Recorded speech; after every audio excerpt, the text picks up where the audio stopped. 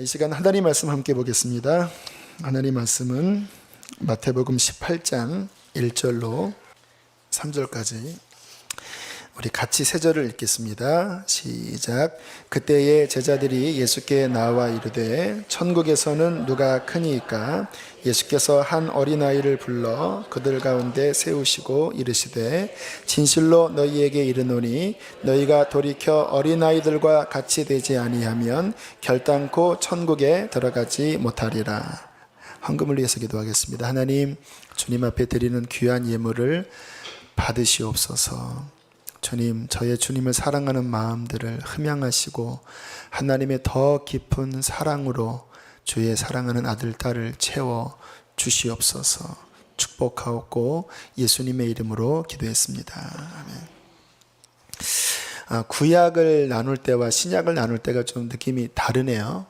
구약은 좀 큰 덩치를 이렇게 압축해서 말씀을 전하기가 용이했습니다. 그래서 이사야도 한 3번 정도에 맞췄는데 신약은 좀 더 비중이 크고 또 밀도가 더 오밀조밀해서 그렇게 넘어가기에는 너무나 중요한 말씀들이 많아서 조금 더 시간이 많이 걸릴 것 같아요. 근데 하기야 남는 것도 시간이니까 빨리 끝낼 필요도 없죠.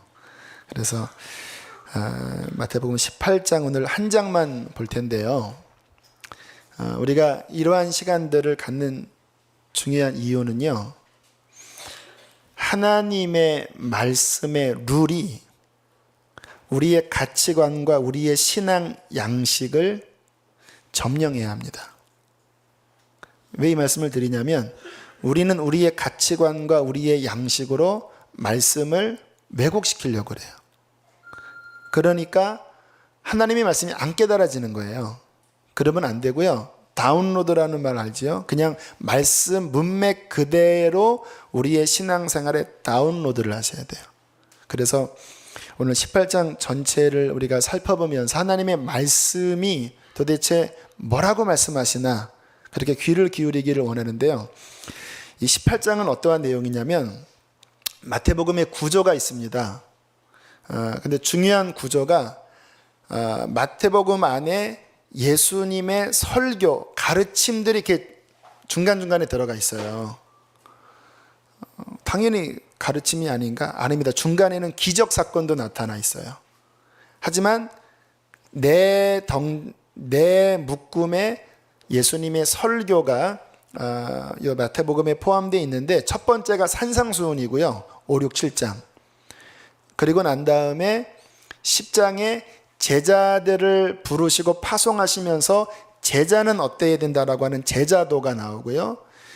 13장에 천국은 이와 같으니 여러 비유들을 들으면서 천국 비유를 드시고요. 오늘 18장은 천국 백성은 어떠한 자인가? 다른 말로 하면 예수님의 제자는 어떠한 삶을 살아야 하나? 특별히 교회 공동체 안에서 어떠한 삶을 살아야 되나? 그 가르침이 오늘 본문의 내용이에요. 자, 그러한 측면에서 오늘 본문을 살펴보기를 원하는데요. 1절에 보면 그때 제자들이 예수께 나와 질문합니다. 어떤 질문이었죠? 천국에서는 누가 큽니까? 중요한 질문이죠. 천국에서 영원히 살잖아요. 그러니까 천국에서 잘 살아야 잘 사는 거예요. 천국에서 못 사는 사람이 있나요? 그런 건 아니겠죠. 하지만 천국에서 분명히 영광스러운 사람들이 있어요. 왜냐하면 성경에 많은 사람을 옳은 대로 돌아오게 하는 자는 천국에 하늘에 빛난 별처럼 영원토록 비추리라. 죽은 자의 부활이 다 다르다고 그랬잖아요. 그러니까 천국에서 하나님 앞에 귀히 높임받는 사람들이 있습니다. 예수님의 비유를 봐도 종들에게 심판하실 때 10고을을 다스려라, 5고을을 다스려라. 아무튼 천국에 상이 분명히 있다고 말씀을 하시니까 영원히 사는 천국에서 우리가 어떠한 부활의 몸을 가지고 살 것인가 중요하지요. 제자들이 그 질문을 한 겁니다. 천국에서는 누가 큽니까? 다른 말로 표현하면 하나님 나라에서 인정받는 사람은 누굽니까? 하나님이 인정하는 사람은 누굽니까? 라는 질문을 제자들이 한 거예요. 자, 그때 예수님께서 조금 잘 이해가 되지 않는 한 아이콘을 세우시고 이야기하십니다. 천국은 어떠한 사람이 들어가냐? 천국에서 큰 자가 누구냐? 이 아이콘, 상징을 하나님이 세우세요. 2절입니다. 3절까지 읽겠습니다. 시작.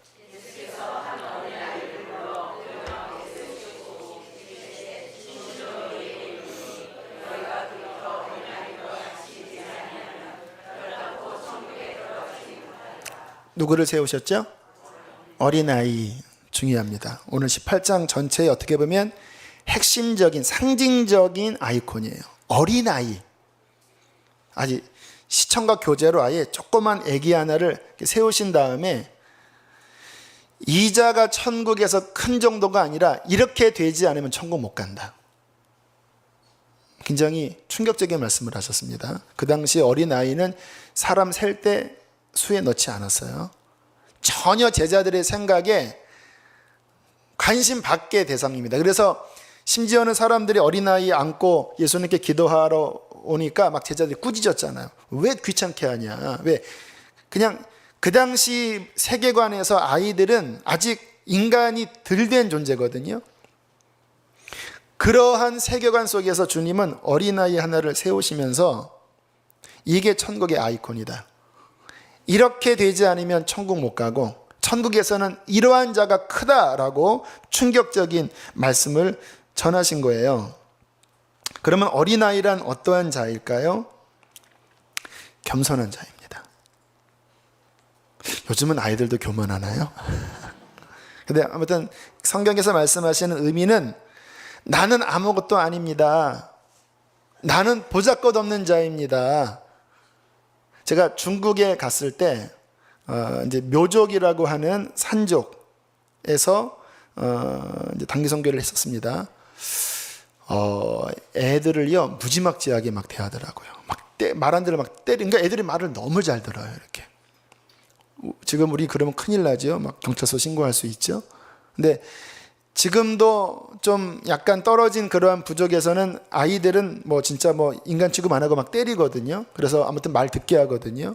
근데 이 당시에는 더 했다라는 거예요. 그러니까 그 당시에 아이의 이 생각은 뭐 내가 뭐 어떤 그 존귀하고 이게 아니라 나는 아무것도 아닙니다.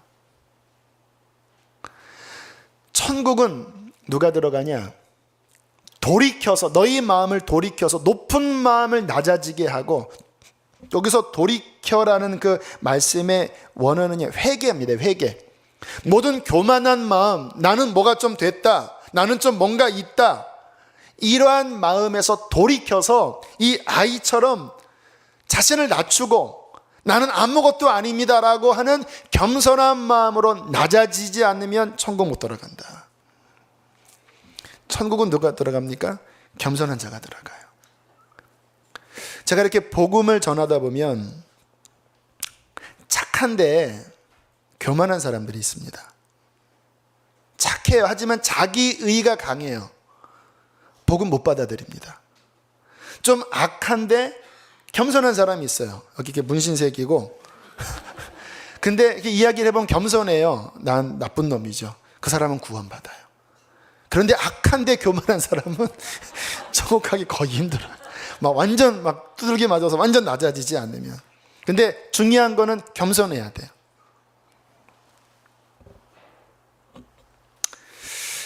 예수님의 이 말씀 앞에 제자들은 충격받았을 것입니다. 왜냐하면 우리가 생각하는 높은 자, 천국의 큰 자, 이러면 생각하기가 뭔가 좀 카리스마 있고 뭔가 좀 많이 배우고 뭔가 이렇게 그 자아가 뭔가 이렇게 출중한 그러한 카리스마가 있는 사람들이 우리 보기엔 높은 사람이잖아요. 근데 주님은 완전히 뒤집는 거예요. 아니다. 너 자신을 낮추지 않으면, 더 심하게 말하면 저희 교회에서 계속 선포하는 말씀, 자아를 부인하지 않으면, 나를 다 주인이 바뀌지 않으면, 나를 내려놓는 겸허함이 없다면 천국을 못 들어가고 천국에서는 그러한 사람은 있지도 않을 것이다. 그렇게 말씀을 하시니까 제자들이 깜짝 놀란 거죠. 4절 말씀 다시 한번 연결돼서 보실까요? 4절 시작.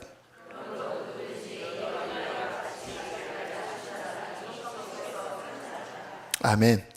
누가 천국에서 큽니까? 천국 가는 것도 어린아이처럼 낮추는 자가 가고요, 천국에서 큰 자도 그 자신이 정말, 저는 그런 생각합니다. 내가 진흙이다. 진흙. 그 의식 중요합니다. 나는 진흙, 나는 아무것도 아닙니다. 아무것도 아닙니다. 나는 진흙입니다. 나는 빈 그릇일 뿐입니다. 하나님. 그렇게 자기를 정말로 낮추는 자. 어떻게 보면 낮추는 게 아니라 자기 본질을 아는 거예요. 우리가 진흙이지 뭡니까?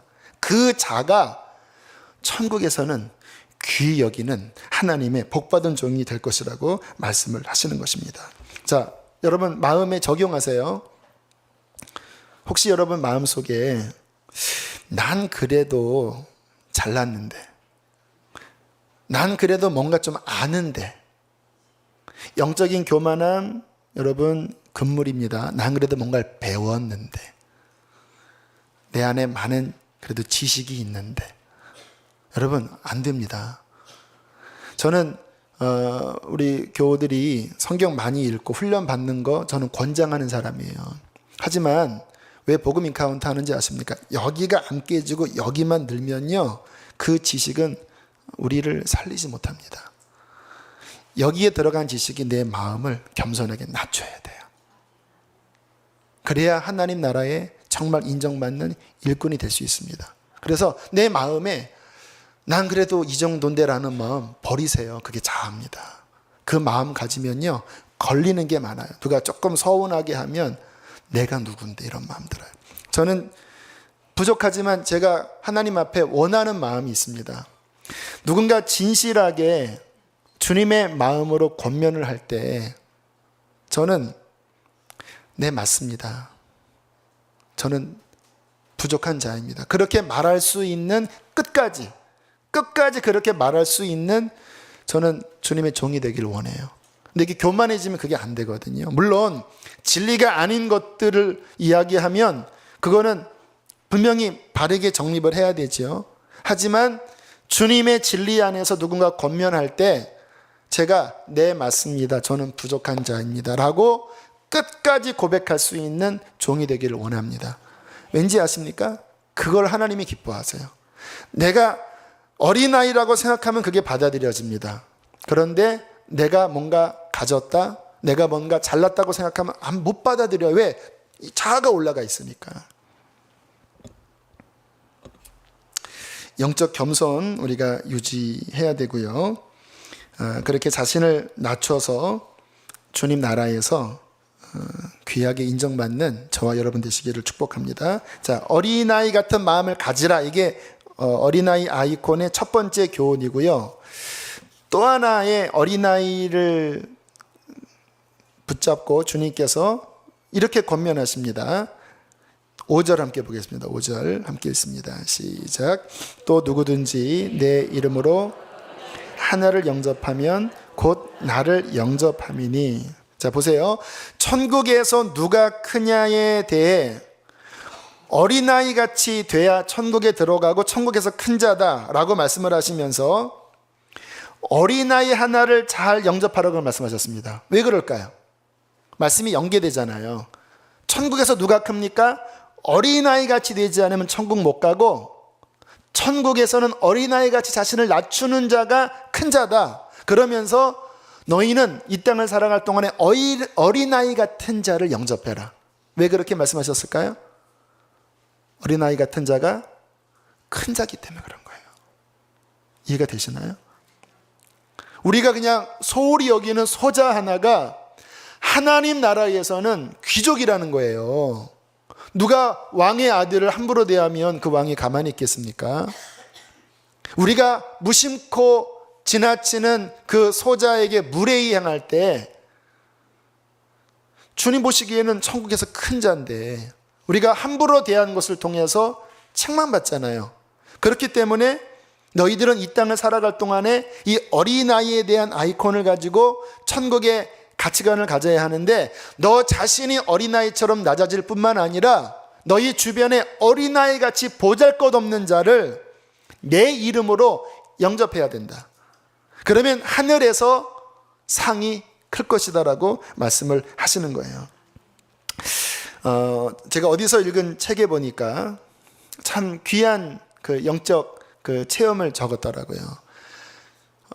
천국을 갔더니 그 본인의 삶의 모든 기록들이 이렇게 적혀 있는 책들을 보여주시는데, 심지어는 자기의 자녀에게 예수의 신장을 가지고 대했던 사랑의 한마디, 그 섬김이 그 책에 상으로 다 기록되어 있더래요. 자기 자식에게 잘 대해주는 게 무슨 뭐 상이겠습니까? 인간적인 게 아니라 주님의 마음으로 어린 소자, 자녀일지라도 함부로 대하지 않고 주님의 마음을 품고 그렇게 대한 것 하나하나까지 하나님께서 그 아름다운 모습으로 기록해 놓으셨다라는 거예요. 여러분, 하나님 보시기에 큰 일은요, 우리 주변에 별 볼 일 없어 보이는 작은 자를 예수님의 이름으로 영접하고 잘 대하는 거예요. 제가 이러한 생각이 있기 때문에 선화목자교회에 있을 때 이제 거기에 이제 생강 기도회라는 걸 하거든요. 어느 날 기도회를 하는데 그 거린 같은 사람이 이렇게 온 거예요. 그래서 저는 그런 분들 보면 항상 교회가 까우뚱거려져요. 혹시 예수님이 아닌가 이렇게. 그래서 아무튼 보니까 발냄새도 나고 막 뭔가 손도 이렇게 발인가 어디가 잘려져 있고 막 그래요. 그래갖고 탁 와서 기도를 해줄 때 제가 특별히 기도를 해드렸습니다. 막 오바를 했습니다. 막 그 발 아래 막 엎드려서 막 아버지 속으로 예수님이죠? 에이, 막 이러면서 막 간절하게 기도를 해드렸습니다. 나중에 보니까 예수님이 아니고 술 드시고 자꾸 교회 와서 막 돈 달라고 하는 분이시더라고요. 근데 제가 이제 좀 가식적이었죠. 그다음부터는 잘 못 대드렸습니다. 그러니까 자꾸 돈 달라고 막 치근덕거리니까 그다음부터 좀 피해 다녔는데, 처음에는 제가 잘해드렸어요. 이렇게. 근데 그 처음에 가졌던 그 마음을 가지고 우리 주변에 보잘것없어 보이는 어린아이 같은 한 아이라도 주의 신장으로 대하는 게 천국에서 큰 자의 모습이라는 거예요. 그 박보영 목사님, 우리 아이들 한 30명과 함께 사시잖아요. 그런 이야기를 하셔요. 들으신 분도 있나요? YM 그 국내 전도팀이 그 인천 쪽에 이제 와서 기도할 때, 거기가 이제 모바일 전도라고 하나님 앞에 계속 질문하면서 어디로 갈까요? 어디로 갈까요? 하면서 숙식이나 이런 걸 찾거든요. 거지순례처럼.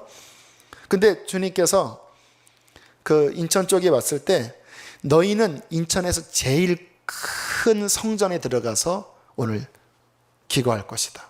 그래서 큰 교회를 두들봤더니 하나도 안 열어주더래요. 그러다가 어떻게 연결이 돼서 박 목사님이 사는 그 사택에 그 아이들 한 30명 있는 곳에 들어간 거예요. 딱 들어가서 상황을 보고 그들이 이거구나 알았대요. 여기가 이곳에서 제일 큰 하나님의 성전입니다. 주님의 어린 자들이 복음 안에서 그렇게 새롭게 변화되는 진정한 공동체잖아요. 주님 보시기에는 수만 명 교회가 큰 성전이 아니라 그 어린아이 하나를 사랑으로 섬기고 그 어린아이 하나가 주님의 이름으로 세워지는 그곳을 성전이라고 말씀하시는 거예요. 제일 큰 성전. 하나님 나라 가치관입니다. 그 찔레꽃 그 여자 박순애 전도사님 간증을 보면, 어릴 때 어머니가 가출하고 천하의 이제 고아가 아닌 고아가 된 거예요.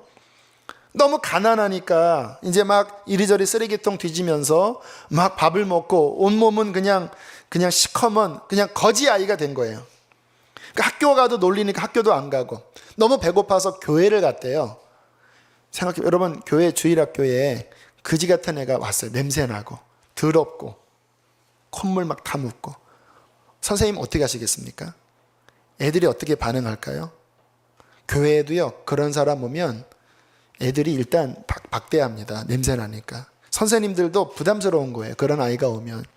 그런데 그분 이야기를 들어보니까 그 선생님이 이 순애가 오면 남들은 애들은 막 놀리면서 냄새나요 막 이러는데 친히 씻어주고 머리도 감겨주고 그러면서 꼭 안아주면서, 얘야 하나님이 너를 너무 사랑하신다 하는데 그렇게 울었대요. 왜냐하면 그 엄마 품이 생각이 나서 그렇게 울었다라는 거예요. 근데 애들이 너무 놀리니까 결국은 교회를 못 나가고 이제 다시 이제 방황하게 됐는데, 나중에 이분이 교회에 돌아올 때 그 생각이 나서 다시 교회로 왔대요. 그 선생님이 자신을 안아주었던 그 따뜻한 사랑의 품. 제가 그 간증을 들으면서 야, 이 선생님은 성령 충만한 분이다. 주님의 마음을 갖고 있는 분이다. 여러분, 주님 나라 가면 지금 박순애 전도사님이 그래서 얼마나 귀하게 쓰임 받습니까? 한 큰 물고기 잡은 거잖아요. 주님 앞에 가면요, 그 엄청난 상급이 그 선생님에게 있습니다. 내 이름으로 이 어린아이 하나를 영접하면 곧 나를 영접하는 것이고 하늘에서 상이 클 것이라고 말씀을 하시고 있는 것입니다. 우리 주일학교 선생님들 그 사랑으로 아이들을 섬기고, 또 우리 교회에 그러한 허름한 분이 왔을 때 정말 주님 대하듯 하는 공손한 마음으로 대하는 교회 되기를 바랍니다. 한때 카톡에 그 이야기 많이 이렇게 그 에피소드 떠돌았었죠. 미국의 어떤 목사님이 부임하기 전에 거린 홈리스의 모습으로 며칠간 교회 주변에 떠돌아다니다가 교회 예배당이 뒤에 앉아 있었는데 다들 막 싫어했대잖아요. 근데 자, 우리 담임 목사님 소개합니다 하니까 그분이 나올 때 경악을 했다잖아요. 왜? 며칠간 박대한 사람이거든요. 그분이 올라와서 이 교회에 정말 주님의 마음을 가진 사람이 없습니다. 내가 며칠을 있었지만 정말 나를 주의 마음으로 대접한 사람은 손가락 헤아립니다. 어쩌면 그게 저의 실체일 수 있고 우리의 실체일 수 있지 않겠습니까? 천국에서 누가 큽니까? 어린아이 아이콘. 나도 낮아져야 되고, 그렇게 허름한 한 사람을 주님 대하듯이 섬기면 주님 나라에서 큰 자 되는 거예요. 저는 그러한 측면에서 하나님의 종이 되기를 원해요. 우리 교회가 그러한 측면에서 하나님이 인정하는 교회가 되기를 원합니다.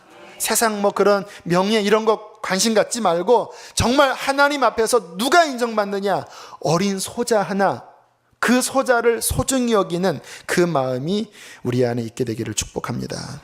자, 그게 이제 천국에 대한 가치관의 1절로부터 14절까지 말씀을 하시는 부분이고요. 좀 말씀의 흐름을 쭉 있는 부분을 좀 빼고 넘어가고요. 자, 그러면서 주님께서 경고를 하나 하십니다. 뭐라고 경고하시냐면, 자, 6절 보겠습니다. 6절을 말씀 읽어보실까요? 시작. 누구든지 나를 믿는 이 작은 자 중 하나를 실족하게 하면 차라리 연자 맷돌을 그 목에 달려서 깊은 바다에 빠뜨려지는 것이 나으니라. 자, 이것도 연결되죠?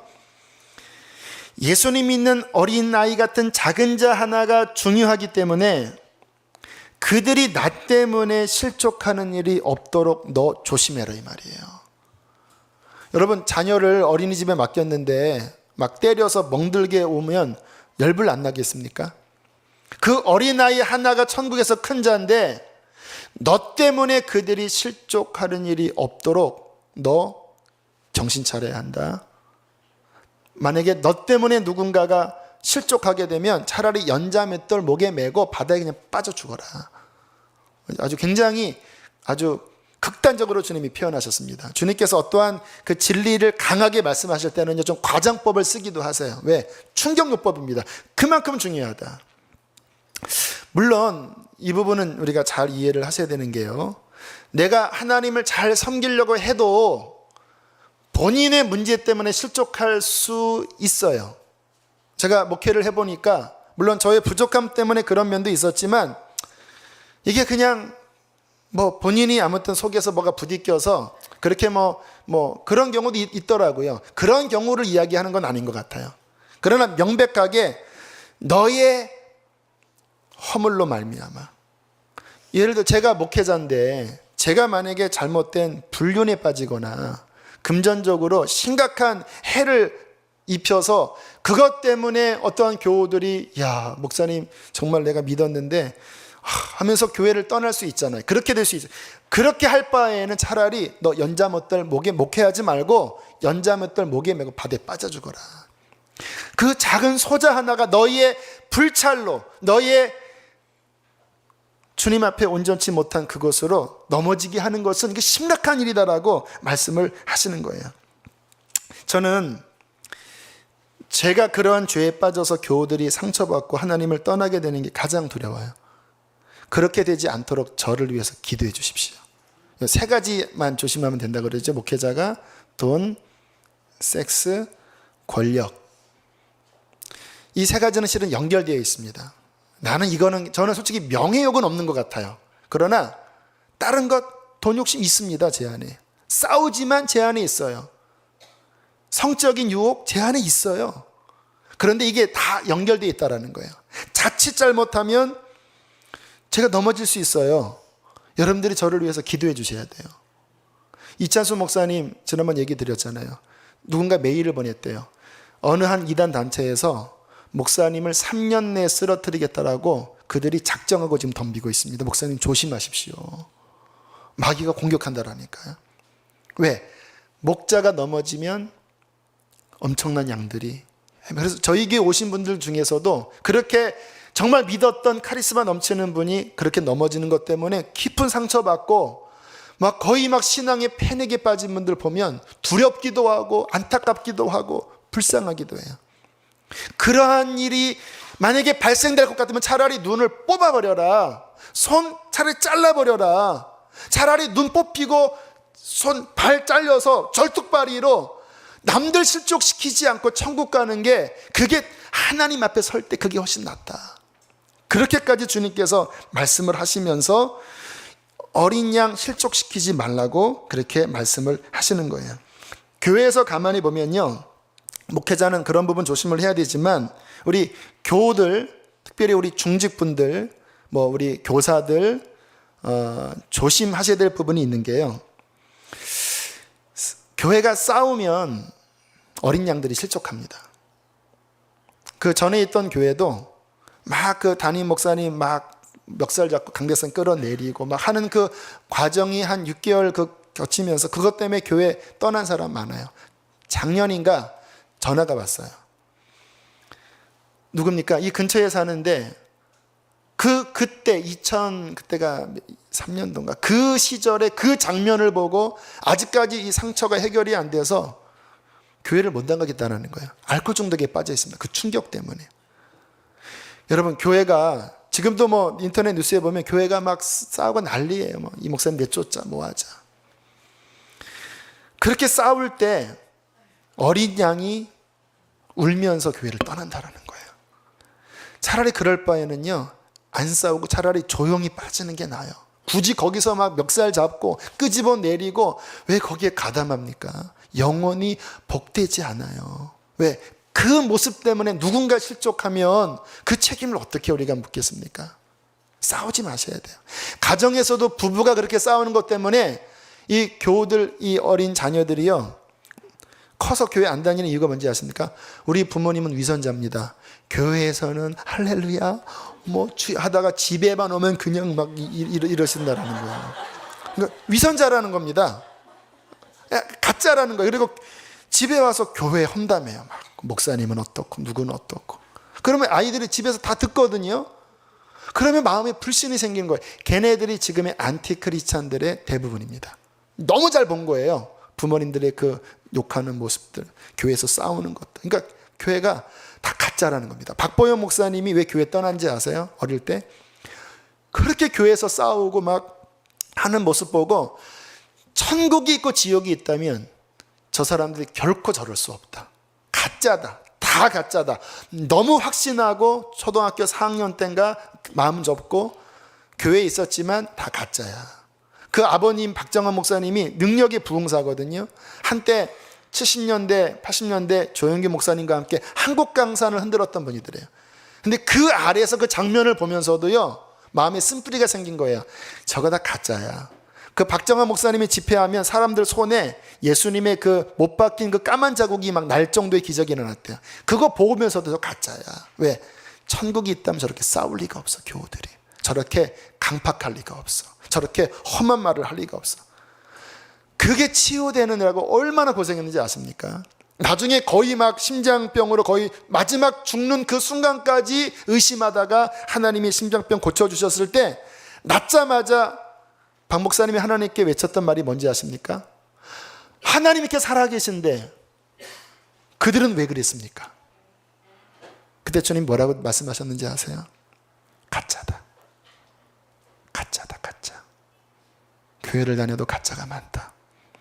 그리고는 지금 내내 선포하시는 게 우리가 가짜일 수 있다. 정말 정신 차려야 된다. 정말 나를 부인할 줄 알아야 한다. 이거 뭐 계속 설교를 하시는 거냐? 본인이 거기에 큰 상처가 있고 하나님 주님 만났을 때 그 상처에 대한 질문에 주님의 응답을 받았기 때문에 조심하셔야 합니다. 여러분, 교회에서 싸우시면 안 돼요.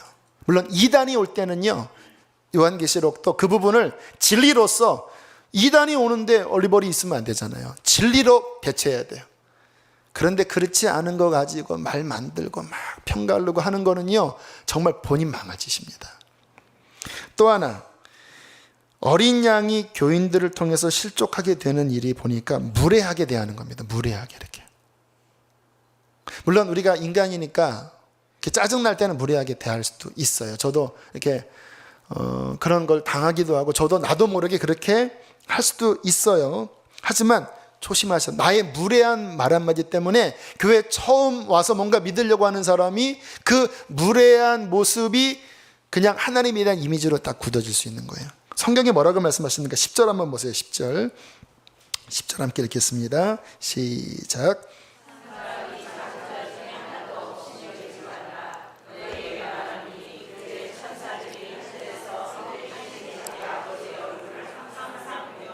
네, 날마다 천사들이 고자질한다는 거예요. 날마다 올라가서 오늘 저 강 목사님이 요 소자한테 꿀밤 때렸습니다. 근데 이게 합당하지 않게 꿀밤을 때려면 이렇게 보고한다는 겁니다.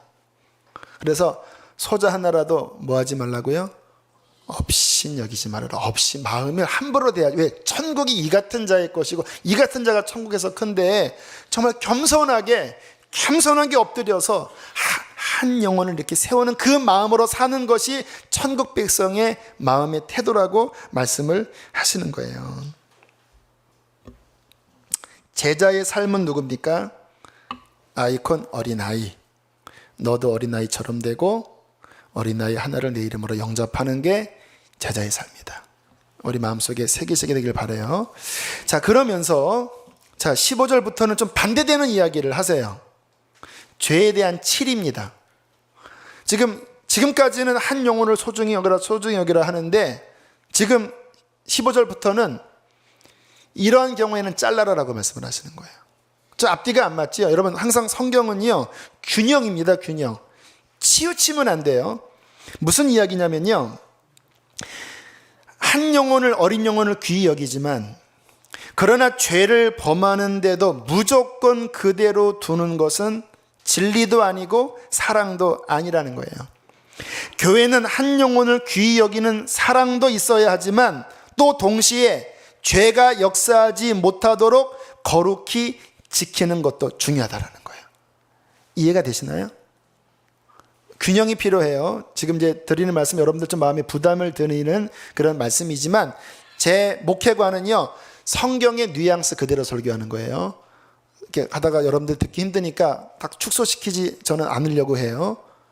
하지만 성경 전체적인 균형은 제가 가지려고 애를 쓰니까 잘 들어보세요. 여러분, 신앙이 신앙되는 중요한 것은 거룩성입니다. 우리를 가리켜 성도라고 하잖아요. 세인트. 거룩한 하나님의 자녀. 그러니까 우리가 정말 하나님의 자녀가 되는 그 기본 조건은 뭐냐면요, 죄를 회개하고 예수의 피로 거룩하게 된 무리가 될 때 하나님의 자녀가 되는 거예요. 믿으십니까? 그러니까 하나님의 백성, 참된 교회, 그 안에 반드시 있어야 될 것이 홀리네스, 거룩성이 거룩성. 개인도 그 사람의 신앙이 진짜이려면 회개하고 예수의 피가 뿌려져 성령으로 변화된 거룩성이 있어야 성도고, 교회가 교회 되려면 사람 보인다고 교회가 아니잖아요. 하나님께서 임재하실 수 있는 그 거룩한 백성들이 거룩함을 지키면서 몸된 공동체를 유지해야 교회가 교회 된다라는 것입니다. 그때 하나님이 그 모임 가운데 인재하세요. 왜 초대교회가 능력이 있었는지 아세요? 초대교회는 거룩했습니다. 베드로가 설교했을 때 가슴을 찢으면서 어찌할꼬 하고 그들이 회개하고 돌이켜 하나님의 성령을 받을 때 교회가 거룩해 하고 그 거룩한 능력이 나타나니까 성령의 임재가 폭발적이었잖아요. 거룩할수록 하나님의 역사가 강하게 나타나요. 그러다가 5장에 보면 아나니아와 삽비라가 그 마음에 거짓, 그 마음에 외식을 품습니다. 어떻게 됐는지 아시죠? 주님이 그 자리에서 생명을 거둬가 버리는 중징계를 내리셨어요. 좀 심했죠? 지금 우리 시대가 그렇게 중징계를 내리면 삼가 조의를 표합니다. 그 당시 왜 그러셨는지 아세요? 그 거룩함이 이 사람들의 외식이 징계되지 않으면 금방 퍼지는 거예요. 순전한 마음으로 하나님 앞에 헌금했는데 아나니아와 삽비라가 순전한 마음이 아니라 뭔가 자기를 드러내고 그리고 뭔가 이것 때문에 뭔가 본인의 입지를 얻고자 하는 이러한 외식된 마음이 들어가 버렸거든요. 근데 이게 만약에 여러분 사람이 다 알아요. 순전한지 아닌지. 근데 그게 허용되어지면요. 그럼 너도 나도 육성이 있으니까 그게 물들어 버려요. 그러면 교회는 금방 외식이 퍼져요.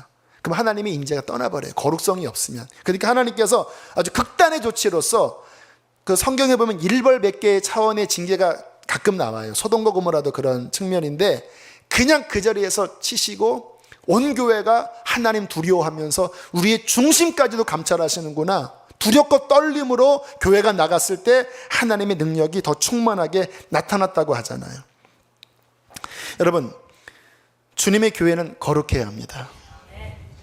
죄는 누룩과 같아서 빨리 퍼지고 감기 바이러스와 같아서 이상하게 한 사람의 어떠한 죄가 특히 약한 사람에게 금방 퍼져요. 여기서 누가 이렇게 콜록콜록하면 옆에 기관직이 약한 사람은 금방 옮잖아요. 죄가 그렇게 퍼져요. 그래서 성경에 교회에 잘못된 죄가 퍼지지 못하도록 치리의 기능이 교회에는 반드시 있습니다. 오늘날에는 치리 못해요. 왠지 아십니까? 여기서 치리받으면 지구촌으로 가시면 되고 지구촌에서 치리받으시면 수지영랑으로 가시면 되고 하지만 그거는 본인 책임이고 그러나 그 교회에 만약에 거룩성을 지키기 위해서 성령께서 역사할 때 치리가 들어가야 될 상황이면 해야 합니다. 그거는 자르라는 말이 아니에요. 그것이 잘못된 것들을 반드시 깨닫게 해서 돌이키게 하는 작업이 있어야 된다는 거예요. 그러나 그것이 만약에 안 되면 그때는 잘라줘야 되겠죠. 그러나 그거를 그냥 방치한 채 사랑하니까 그냥 방치한 채 뭐 언젠간 되겠지 이건 아니라는 겁니다. 존 비비어의 두려움이라는 책에 그러한 예화들이 풍성하게 나오는데요. 비비어 목사님이 어느 교회 가서 집회를 하는데 뭔가 부대끼더래요. 여러분 사람들이 말씀을 거절하면요 설교자가 얼마나 힘든지 아십니까? 막 죽 써요. 왜냐하면 띵 하고 튕겨요. 회개하세요. 너나 해라 띵. 근데 회개하세요 할 때 아멘 하면요 갑자기 능력으로 더 역사해요. 근데 비비어 목사님이 자꾸 이게 뭔가 벽이 있는 것 같더래요. 그리고 이제 그 교회 담임 목사님과 함께 식사를 하는데 담임 목사님 이렇게 뭔가 문의를 해오시더래요. 비비어 목사님에게 목사님 저희 교회에 이혼한 부부 한 쌍이 있는데 둘이 반대편에 앉아 예배를 드립니다. 거기도 두 구역으로 나눠져 있나 봐요.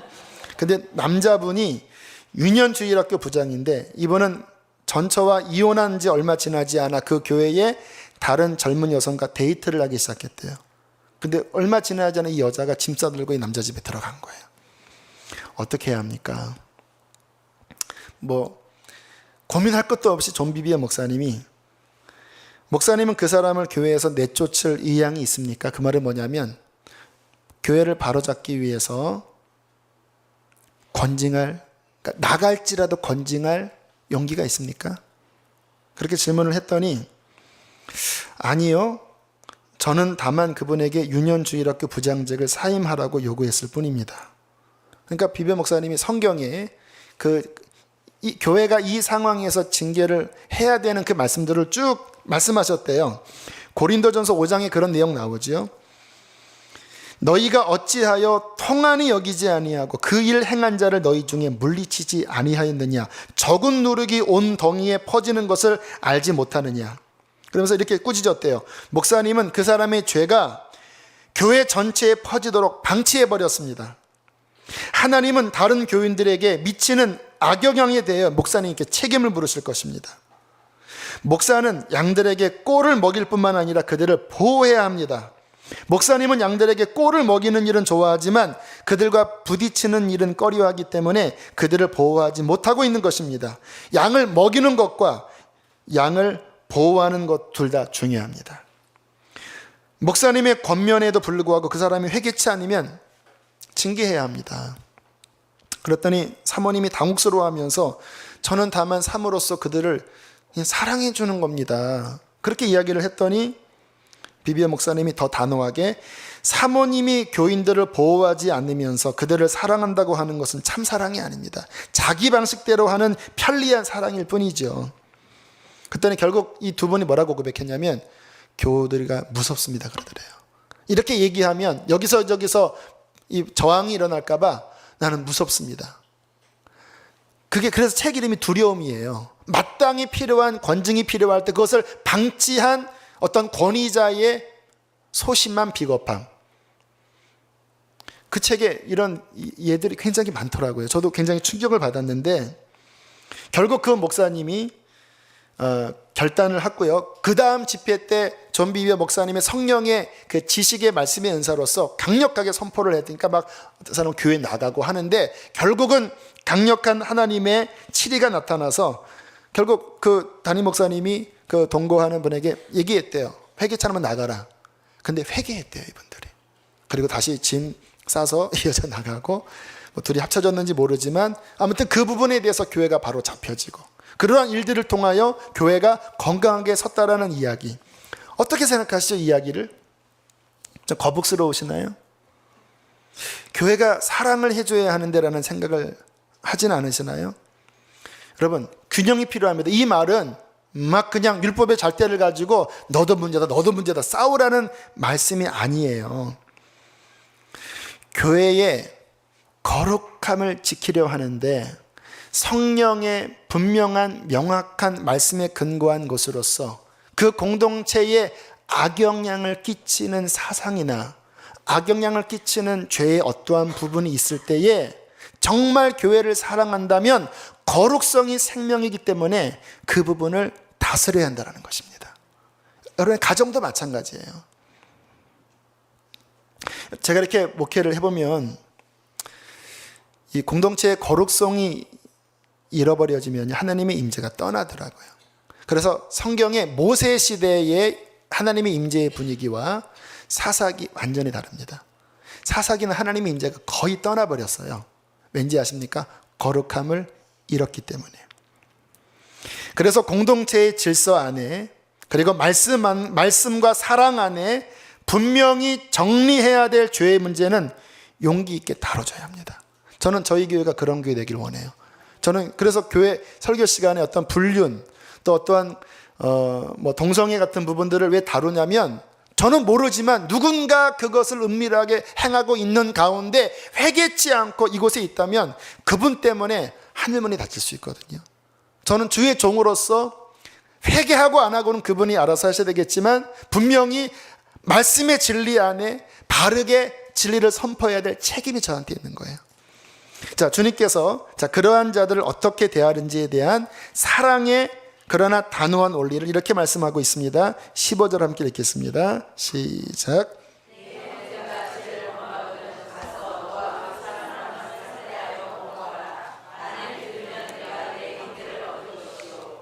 자, 목적은 회개시켜서 그 형제를 얻는 거예요. 실은 징계와 치리가 목적이 아닙니다. 회개해서 돌이켜서 그 영혼을 얻는 게 목적이에요. 가만 내버려두면 망하니까 이야기할 때 개인적으로 먼저 이야기해라. 왜? 그 사람도 기회를 줘야 되잖아요. 자존심 상하게 하면 안 되잖아요.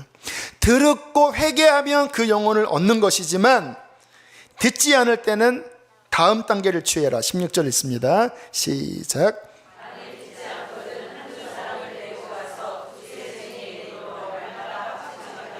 자, 증인을 세우는 겁니다. 왜? 한 번 거절한 거는 이제 쉽지 않은 거거든요. 두세 사람이 함께 가서 권면을 하는 거예요. 그건 아닙니다. 회개해야 합니다. 근데 그 말도 듣지 않을 경우에는 최종적으로 셋째로 들어갑니다. 셋째가 17절인가요? 시작.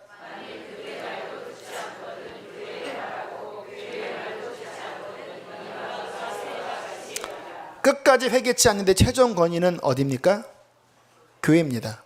교회는 어떤 의미죠? 교회의 최고 리더십, 담임 목사, 또 교회의 최고 리더십 구조 안에서 교회 예수 그리스도의 이름으로 교회의 대표성을 가지고 가서 회개를 이야기하라는 거예요. 만약에 거기까지 가도 회개치 않을 경우에는 그때는 치리해야 합니다. 왜? 거룩성을 지키기 위해서. 그러면서 중요한 말씀을 하십니다. 18절부터 20절까지 한번 보세요. 3절 시작.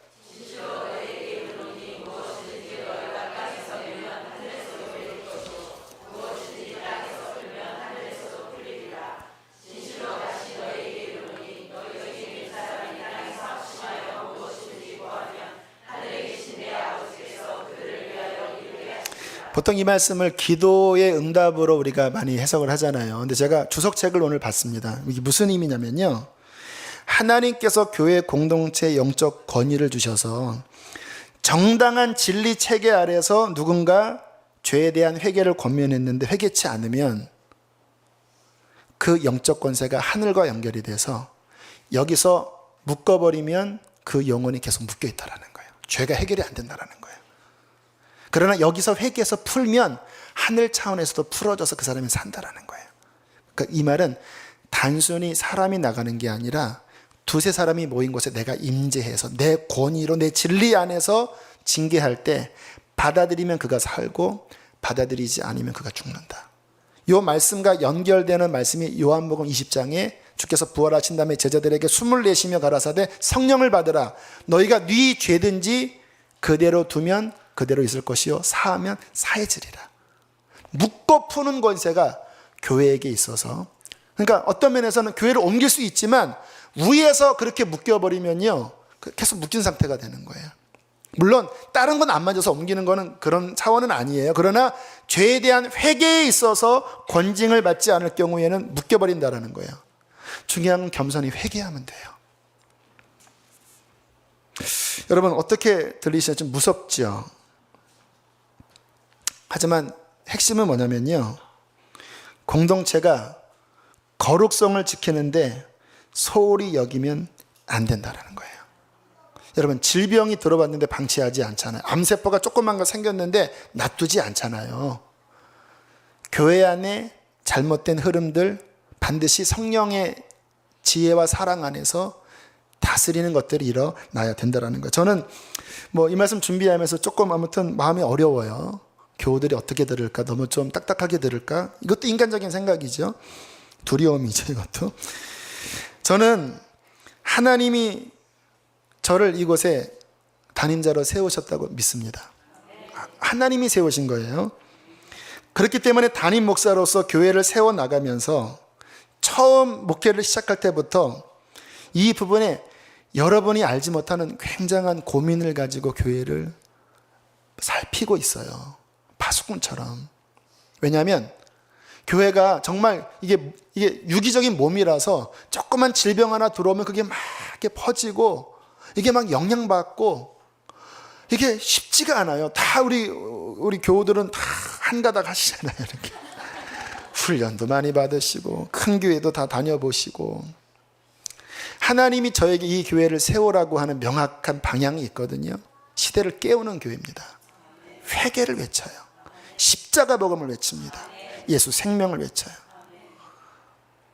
주님이 제게 주신 이 교회의 하나님의 캐릭터고 그림인데, 이게 제가 조심해 몇 가지가 있는데 한 2단 들어올까 봐 하도 이 신천지들이 별의별 수작을 대펴서 꺼진 물도 다시 보자 신천지, 혹시 신천지 아니야? 이렇게 아무튼 이렇게 이렇게 보면 안 되지만 워낙 큰 교회도 여기에 몸살을 앓으니까 아직은 없는 것 같아요. 이것도 교만일 수도 있습니다. 아무튼 신천지 2단이 들어오지 않나. 제가 조심하고 있고요. 영적 균형을 잘 잡고 있나. 제가 이게 말씀 그대로를 자꾸 설교하는 이유가 뭐냐면요, 말씀 안에 균형이 들어있어요. 저는 가만히 설교를 보면 어느 때는 이렇게 얘기하는 거, 어느 때는 저렇게 얘기하는 거 같잖아요. 어느 때는 막 하나님의 은혜 얘기했다고, 어느 때는 막 하나님 막 책망 얘기했다. 왜 그런지 아세요? 성경 안에 그 두 균형이 같이 있기 때문에 상반되는 것 같지만 결국 하나입니다. 예수 잘 믿으라 이거예요. 그런데 이게 교우들이 자꾸 치우쳐요. 이쪽으로 막 이렇게 막. 그리고 제가 회개를 외치다가 다시 하나님의 은혜를 또 이야기하고, 십자가를 외치다가 주님의 생명을 이야기하고. 근데 교우들이 이상하게 치우쳐서 막 십자가, 뭐 근래에는 부활에 대한 막 어떤 복음이 이제 센세이션을 일으켜서 너무 저는 황당한 경험을 하는 거예요. 십자가의 예수님, 생명된 예수님을 만나라고 하니까 부활의 예수님 안 만나면 그건 반쪽 복음, 가짜 복음이다 하면서 막 이런 이야기들 나오는 걸 제가 너무 당황스러웠어요. 이게 어떻게 나눠지는 거냐. 십자가를 만나고 생명된 예수를 만난 게 부활의 예수님 만난 건데, 그러한 경우에 그게 아니라 부활의 예수를 특별하게 또 만나야 된다고 말하는 것 자체가 치우쳐버린 거거든요. 두 가지가 같이 결합되어 있는데 왜 사람들은 치우칠까? 너무 고민스럽고 당혹스러워요. 하지만 제가 그 상황을 접수하고 계속 균형을 잃지 않은, 지난주에 그래서 십자가 부활 함께 설명한 이유가 이건 옳고 이건 아니라가 아니라 성경의 균형, 저는 계속 십자가 외칠 겁니다. 회개 외칠 거예요. 그러나 그 안에 예수의 생명, 이게 저한테 결론입니다. 할렐루야. 왜 회개를 외쳐야 되는지 아세요? 자아 부인되지 않고 부활 이야기하는 거는요, 앞뒤가 안 맞는 거예요. 내 자아 내려놓는 나의 죽음이 명확할 때, 그 다음에 내 안에 예수의 생명으로 사는 부활의 복음, 이게 이렇게 연결되는 거예요. 이것 없이 일로 가면요, 본인은 기쁠지 몰라도 그 안에 자아가 처리되지 않은 이것도 역시 헷갈린 거예요. 명확하게 주와 함께 죽고 내 안에 예수 생명으로 살고. 갈라디아서 2장 20절. 이 부분 치우치지 않나 제가 정말 정신 차리며 살펴보고 있고요. 교회 안에 분열이 일어나지 않나, 말들로 말미암아. 자그마한 것들이 이렇게 교회가 적으니까 막 금방 말이 이렇게 오는데, 정말 그런 일이 일어날 때마다 교회가 영적으로 공격을 받아요. 하나님 지켜주십시오. 교회를 순결하게 지켜주십시오. 악한 일이 일어나지 않나 살피면서 이 교회를 하나님 앞에 이 2년 끌어오면서 제 안에는 실은 말 못한 고민들이 여러 번 있었어요. 하나님 앞에. 그러나 감사하게 우리 교우들이 기도하고 또 주님을 사랑하고 계속 말씀을 선포하는 교회이기 때문에 주께서 약간 흔들렸지만 계속 거룩성을 지켜나가면서 여기까지 이르게 하셔서 감사합니다. 계속해서 지켜나가기를 저는 원합니다. 주께서 원하시는 방향의 그 거룩성, 사랑 안에서 지켜나가기를 원합니다. 여러분, 여기 서 있는 저나 앉아있는 여러분들이나 죄를 조심해야 합니다. 저는 물론 죄를 저지를 수 있어요. 그러나 교회가 회개가 살아있으면 돼요. 그 말은 뭐냐면, 여기도 보면 회개하면 용서하라고 그러잖아요. 7번씩 이라도 죄 짓고 회개하면 용서하라고 하잖아요. 교회가 회개의 영이 있으면요, 넘어졌어도 고백하고 제가 실수했어요, 그때 공개적으로 여러분에게 저 잘못했습니다 하면 여러분 용서해 주실 거죠. 그렇죠. 성경에 그래도 내쫓으라는 아닙니다. 회개하면 없던 것처럼 그를 자녀로 사랑으로 품어라. 하나님의 공동체는 뭔가를 치리하는 공동체가 아니라 사랑으로 품어주는 공동체예요. 그러나 그 전제 조건은 언제나 회개입니다. 회개의 심령이 교회 안에 흘러 넘치게 되기를 바라요. 여러분, 중요한 말씀을 드렸습니다. 하나님의 공동체, 거룩한 공동체, 겸손하고 순결을 지키고 그 안에 바른 권징이 일어나고 그 사랑 안에서 교회가 거룩하게 세워질 때 제가 바라는 것은 하나입니다. 그렇게 주님을 온전히 섬기다가 주님 앞에 서는 그날 이 교회가 주님의 거룩한 신부로 서게 되기를 바라요. 여러분들이 주님 앞에 책망받을 것이 없는 진리 안에 순전한 사람으로 예수 그리스도와 중매시키기를 저는 원해요. 그러니까 치우치지 않게 또 이 진리를 이야기하고 또 좀 딱딱하지만 이런 말씀을 가르치는 이유는요, 이러한 말씀들이 양약이 되어 우리 마음을 겸손케 하고 다시 영적으로 바르게 잡아서 저나 여러분이나 말씀 붙잡고 주님 나라 끝까지 가게 되기를 원하는 것입니다. 우리 함께 그런 교회를 세워나갑시다. 큰코 적고 떠나서 하나님의 성령이 임재하시는 거룩한 사랑의 공동체를 세우게 되기를 주의 이름으로 축복합니다. 함께 이 시간 찬양하겠습니다. 주님 다시 오실 때까지.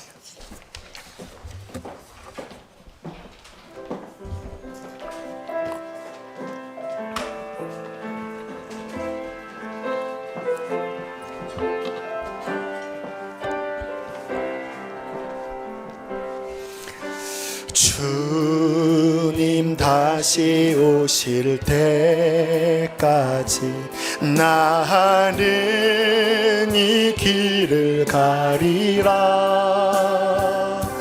좁은 문 좁은 길 나의 십자가 지고 나의 가는 이 길 끝에서 나는 거룩한 영광의 주님을 배웠길 원합니다.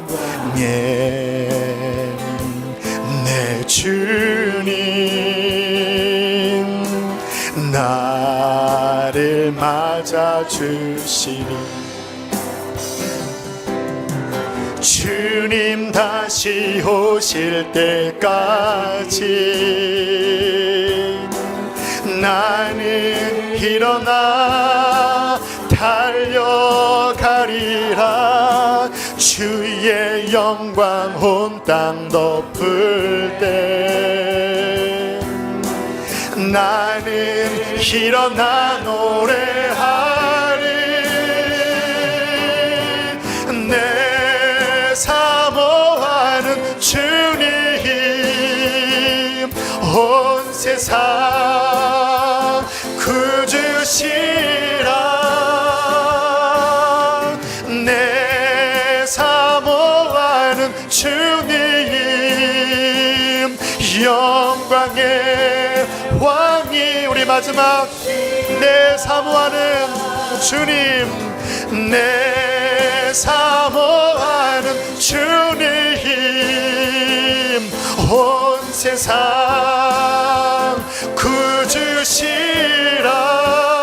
구주시라. 내 사모하는 주님 영광의 왕이시라. 이 시간 기도할 때 하나님 이 교회의 거룩함을 지켜주소서. 좌로나 우로나 치우치지 않는 진리 위에 서게 하여 주옵소서. 무엇보다 어린아이처럼 낮아지고 겸손해서 하나님 나를 내세우는 것이 아니라 하나님만을 받들고 천국을 받들고 어린아이를 주의 이름으로 영접할 수 있는 겸허한 마음을 가진 심령이 되기를 원합니다. 이 교회의 성령의 역사가 차고 넘쳐서 많은 영혼들을 구원케 하여 주옵소서. 주님을 두 번 부르시고 기도하겠습니다.